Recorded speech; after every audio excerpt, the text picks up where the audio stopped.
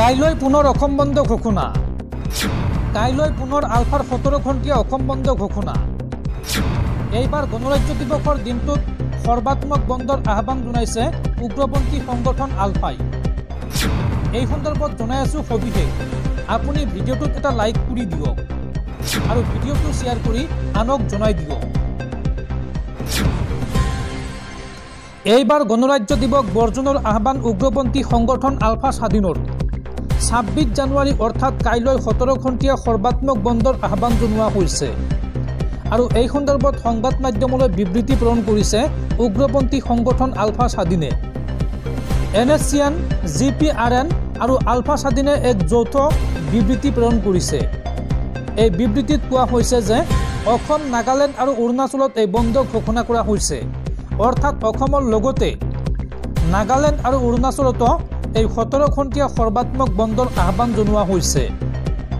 26 জানুৱাৰী নিশা 1 বজাৰ পৰা সন্ধিয়া 6 বজালৈকে এই বন্ধৰ আহ্বান জনাইছে উগ্ৰপন্থী সংগঠনকেইটাই আৰু সকলোকে সম্পূৰ্ণৰূপে গণতন্ত্ৰ দিৱস বৰ্জনৰ আহ্বান উগ্ৰপন্থী সংগঠন আলফা স্বাধীনৰ।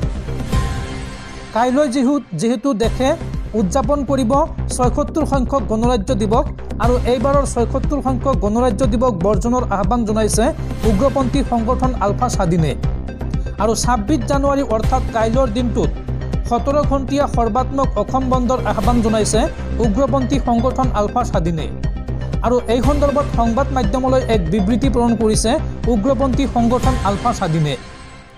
NSCN, GPRN আৰু আলফা স্বাধীনে এক যৌথ বিবৃতি প্ৰেৰণ কৰিছে। অসম, নাগালেণ্ড আৰু অৰুণাচলত 17 ঘণ্টীয়া সৰ্বাত্মক বন্ধৰ আহ্বান জনোৱা হৈছে, অৰ্থাৎ অসমৰ লগতে উত্তৰ পূৰ্বাঞ্চলৰ আন 2খন ৰাজ্যক্ৰমে নাগালেণ্ড আৰু অৰুণাচলতো এই বন্ধৰ আহ্বান জনোৱা হৈছে। 26 জানুৱাৰী নিশা 1 বজাৰ পৰা সন্ধিয়া 6 বজালৈকে এই বন্ধৰ আহ্বান জনোৱা হৈছে।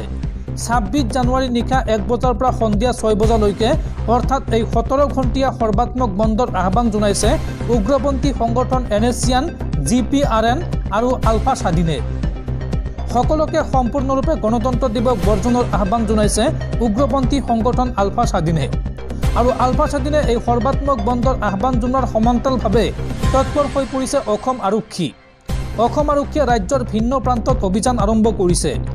উগ্ৰপন্থী সংগঠন আলফা স্বাধীনৰ লগতে আন উগ্ৰপন্থী সংগঠনসমূহে যাতে ৰাজ্যত কোনো ধৰণৰ কুটাঘাতমূলক কাৰ্যকলাপ কৰিব নোৱাৰে তাৰ বাবে তৎপৰ হৈ পৰিছে অসম আৰক্ষীৰ প্ৰতিটো দল।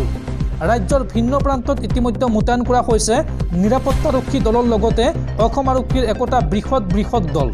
ৰাজ্যত যাতে গণৰাজ্য দিৱসৰ দিনটোত কোনো ধৰণৰ কুটাঘাতমূলক কাৰ্যকলাপ নহয় তাৰ বাবে অসম আৰক্ষীক সতৰ্ক কৰি দিয়া হৈছে আৰু ইতিমধ্যে অতি তৎপৰতাৰে অভিযানত নামি পৰিছে অসম আৰক্ষীৰ দল। গতিকে লক্ষণীয় হ'ব এই বন্ধৰ প্ৰভাৱ কেনেকুৱা পৰে অসমত।